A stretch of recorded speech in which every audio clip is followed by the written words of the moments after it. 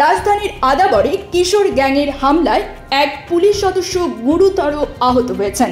গতকাল সোমবার রাত 11টার দিকে আদাবরের সুনিবির হাউজিং এলাকায় এই ঘটনা ঘটে।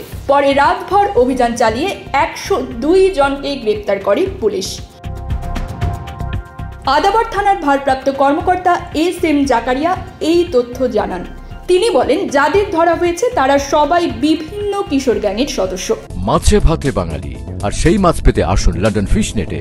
জি হ্যাঁ, ইস্টহ্যাম পুরাতন টাউন হলের সন্নিকটে আপনার প্রিয় মাছের সম্ভারে ভরপুর। আসুন, দেখুন, বাজার করুন ছোট বড় সব ধরনের মাছ।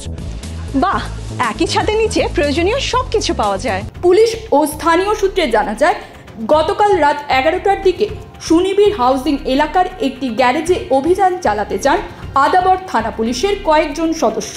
এ সময় স্থানীয় কিশোর গ্যাং চক্রের সদস্যরা দেশি অস্ত্রশস্ত্র নিয়ে পুলিশের ওপর হামলা চালান। হামলায় পুলিশ সদস্য আল আমিন গুরুতর আহত হন। তাকে উদ্ধার করে হাসপাতালে ভর্তি করা হয়েছে।